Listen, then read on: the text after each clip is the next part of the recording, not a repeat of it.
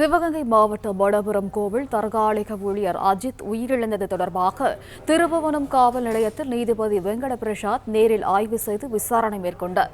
இது தொடர்பான கூடுதல் விவரங்களை தருகிறார் செய்தியாளர் பாபு சரவணன். பாபு, வணக்கம். விவரங்கள் என்ன பாபு? வணக்கம். சிவகங்கை மாவட்டம் திருப்புவனம் மடப்புறம் தரளி அம்மன் கோயிலில் காவலராக பணிபுரிந்தவர் அஜித்குமார்.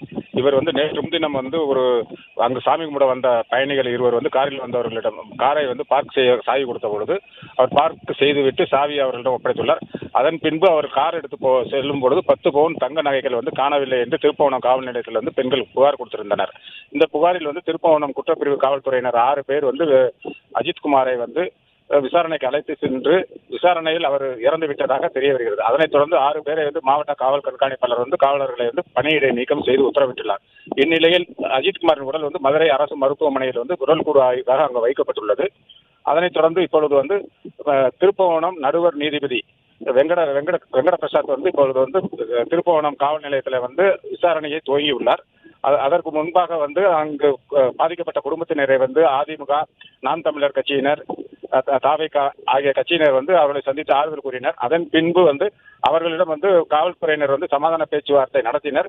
சமாதான பேச்சுவார்த்தைக்கு உயிரிழந்த அஜித்குமாரின் குடும்பத்தினர், அவரது தம்பி நவீன், அவரது தாயார் சமாதான பேச்சுவார்த்தை உடன்பட்டனர். ஆனால் அங்கு இருந்த கட்சியினர் அவர்கள் சமாதான பேச்சுவார்த்தையை எங்கள் முன்பாக நடத்தி அவர்கள் ஒத்துக்கொண்டால் அவர்களை அழைத்து செல்லுங்கள், இல்லை என்றால் அவர்களை அழைத்து செல்லக்கூடாது என்று அவர்களை ஏற்றி சென்ற காரை முற்றுகையிட்டனர். அதன் பின்பு அந்த குடும்பத்தினரை தனியாக சந்தித்த நிர்வாகிகளிடம் நாங்கள் காவல்துறையினர் கூறுவது போல் நாங்கள் நடந்து கொள்கிறோம், அதனால் அவர்கள் கூட நாங்கள் செல்வதற்கு சம்மதப்படுகிறோம் என்று நவீன், உயிரிழந்த அஜித்குமாரின் தம்பி தெரிவித்ததை தொடர்ந்து அனைத்து கட்சியினரும் அங்கிருந்து கலைந்து சென்றனர். தற்போது உயிரிழந்த அஜித்குமாரின் தம்பி நவீன், அவரது தாயார் ஆகியோர் காவல்துறையினர் பலத்த பாதுகாப்புடன் நீதிபதியின் இல்லத்திற்கு திருப்புவன நடுவர் நீதிபதியின் இல்லத்திற்கு அழைத்து சென்றுள்ளதாக தெரிய வருகிறது. பிளே ஸ்டோர் மற்றும் ஆப் ஸ்டோரில் இருந்து பாலிமர் செயலியை QR கோடு மூலம் பதிவிறக்கம் செய்யுங்கள்.